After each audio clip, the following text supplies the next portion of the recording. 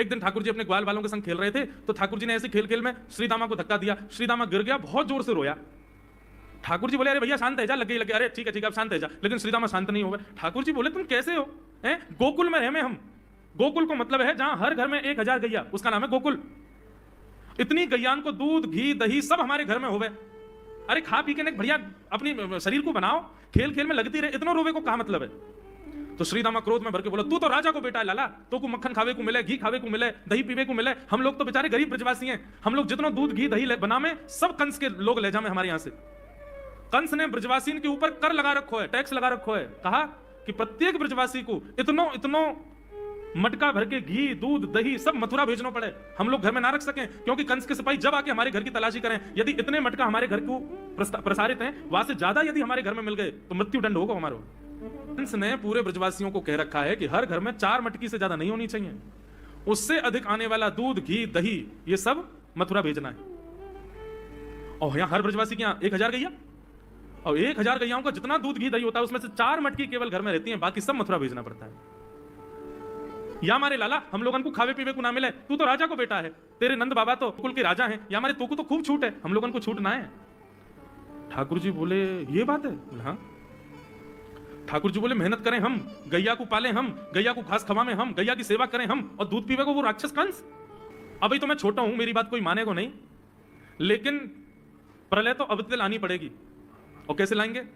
बोले राजी राजी यदि मक्खन दूध दही नहीं मिल लो तो चोरी करके खाओ, हमारो ही मक्खन है, हमारो ही दूध है, हमारो ही दही है, लेकिन अभी हम बालक हैं, हम ज्यादा कुछ बोलेंगे हमारी कोई बात मानेगा ना, लेकिन ये सद वस्तु कुपात्र के हाथ में नहीं जानी चाहिए। राजी राजी नहीं मिलता तो चोरी करके खाओ, जब कर देवे को नंबर आवेगा तो सब पूछेंगे भाई कहां गए मक्खन दूध दही, बोले घर में तो है ना, बोले तो कहां गए, बोले चोर चोरी कर लेंगे। और यही भाव से हम ब्रजवासी को खावे पीवे को मिला करेगा। मधुमंगल श्री राम बोले लाला तू जो कहेगा सो करेंगे, लेकिन चोरी नहीं करेंगे। ठाकुर जी बोले तो ठीक है, कल से तुम लोग अलग खेलो, मैं और दाऊ दादा अलग खेलेंगे, हमारे संग मत खेलना। मधुमंगल श्री राम बोले अरे लाला तू ना जाने, मैया यो के लाला जो चाहे करियो, चोरी मत करियो, चोरी करवे तो ब्याह ना होवे। ठाकुर जी बोले ब्याह की पड़ रही है तो है, ब्याह ना होवे, ऐसो पत्र पूछ रहा सो है गयो, पत्रो दुबरो सो तू सीख जैसो है गयो, तो कौन ब्याह करेगा ऐसे? अरे ब्याह करना तो ने खाया ने पी ने बढ़िया गाल तेरे बढ़िया होंगे, शरीर ने बढ़िया होगा तभी तो ब्याह होएगा। अब भैया हमारी बात सुन लो, जितने अच्छे काम करने सब आज कर लो, कल से चोरी करेंगे, पूरे ब्रजमंडल में आतंक मचाएंगे, हमारो ही दूध घी दही है, हम ही चोरी करके खाएंगे। ठाकुर जी ने चोरी क्यों की? क्योंकि सारा गौरस बेवजह मथुरा भेजा जाता था, और मथुरा से कंस पूरे भारत में वितरित करके खूब धन कमाता था। इस वजह से ब्रजवासी प्रताड़ित होते थे, क्योंकि गैया के लालन पालन में जितना खर्चा होगा सब करो ब्रजवासी। 4 मटके मिलते थे, 4 में से 3 को तो बेच देते थे, 1 में पूरा घर चलता था, यह हालत थी ब्रज की। इसलिए ठाकुर जी ने कहा कि भैया राजी राजी नहीं तो गैर राजी, हम जितने बाकी की मटकी मथुरा भेजे वाली उनको सबन को तोड़ फोड़ करेंगे, उनमें से मक्खन निकाल निकाल के खाएंगे, एक दूसरे को खवाएंगे, और सब यहीं रहेगा, मथुरा नहीं जाएगा कछु भी। इसलिए ठाकुर जी ने चोरी की। सबसे पहले प्रैक्टिस अपने घर में ही कर लें कैसे करनी है चोरी।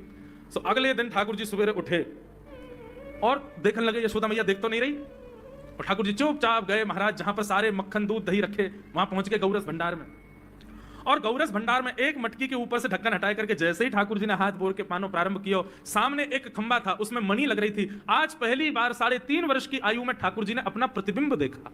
ठाकुर जी ने जैसे ही प्रतिबिंब में अपने रूप को देखा, अपने रूप को देख करके ठाकुर जी बोले हो तू भी आयो यहाँ चोरी करवे? अपने आप से बात कर रहे हैं ठाकुर जी।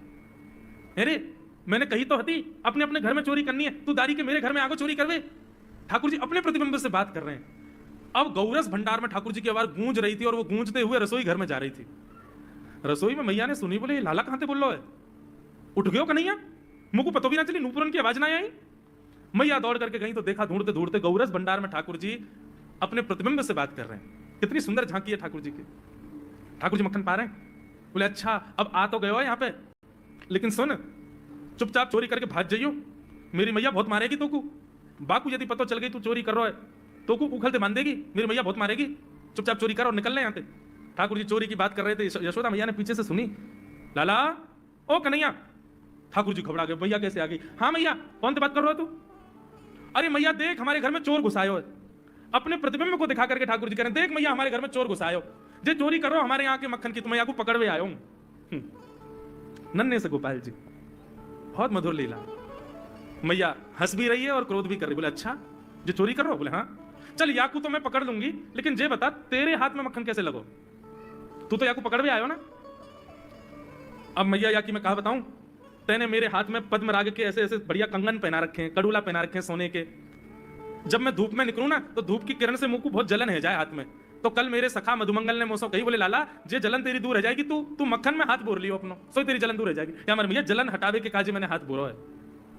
भैया बोली अच्छा चल लाला, यहां तो तेरे जलन है रही और यहाँ पे यहां मक्खन कैसे लगो। ठाकुर जी बोले मैया मैं अपनी जलन दूर कर रहा हूं। इतने में जन कहां एक मक्खी आके मेरे मुंह पे बैठ गई। बाकू उड़ावे के काजे मैंने जैसे मुंह पे हाथ किया सो मक्खन मेरे मुंह पे लगो। मैया मैया बोली लाला तू चोरी भी करने लगो और अब झूठ भी बोलने लगो मुझसे। ठाकुर जी ने ग्वाल वालों से कहा भैया मिशन फेल हो गया, घर में तो चोरी नहीं कर पाए हम, अब दूसरे इनके घर में दावे बोलो। एक दिन महाराज ठाकुर जी का जब आतंक खूब बढ़ गया गोकुल में, सब गोपियों ने जाकर के मैया से शिकायत करी। बोले मैया अपने लाला को संभाल लियो, नहीं तो काउ देना हम देख लेंगे और फिर हमसे मत कहियो कि तेने मेरे लाला से क्यों कही। मैया बोली कहा क्यों मेरे लाला ने। गोपी बोली ये बस सुन लो और यूं बताइयो कहा ना करे तुम्हारा लाला। देख वे मैं 3.5 बरस को है, बाकी पेट में इतनी बड़ी बड़ी दाढ़ी है, बाकी मतलब बलवान है क्यों, सब जानकारी है या को छोटो बालक मत समझियो।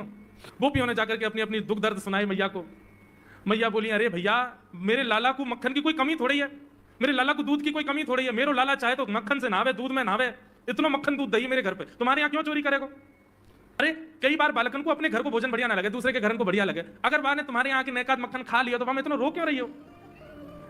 मैया आपको अपना लाला बहुत सीधा लगे ना, हम बताएं कहा करे तुम्हारा लाला स्वयं खावे हमको कोई दिक्कत नहीं, लेकिन यहाँ की एक पूरी मंडली है और पूरी रजिस्टर्ड मंडली है, बाल गोपाल चौर प्रचार प्रसार मंडल, ये घर घर जाके चोरी करते हैं। और मैया तुम्हें कहा बताऊं, जैसे ही कोई गोपी के नयो बालक होवे ना तो तुम्हारा लाला पूरे मंडल के साथ आवे और वह लाला के सिर पे हाथ धर के, छोटे से बालक के सिर पे हाथ धर के बस 1 वर्ष की प्रतीक्षा, फिर तुम भी हमारी मंडली में आ जाओगे। पूरे गोकुल में भय है तुम्हारे लाला को, स्वयं खावे, ग्वाल बालन को खवावे। मैया यहां तक भी बात समझ में आवे, ग्वाल बालन को खवावे, यूं नहीं कि नेकाद मक्खन बच जाए तो रहम करके हमारे काज छोड़ जाए, बाकू बंदरन को खवा दे।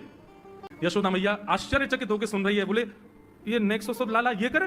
हाँ मैया भी बोली मैया अगर चोरी करे तो दिक्कत, और यदि किसी कारण से हमने लाला को रोक दियो, चोरी नहीं कर पाए हमारे घर तो हमारे रोने क्यों।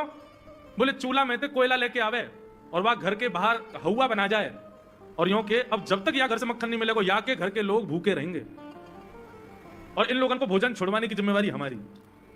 बोले कहा करे फिर। बोले मैया भोजन बनना होगा, चूल्हे पे भोजन रखो रहे तो ग्वाल बाल सब ताकते रहे कब भोजन बनने को समय आवे को।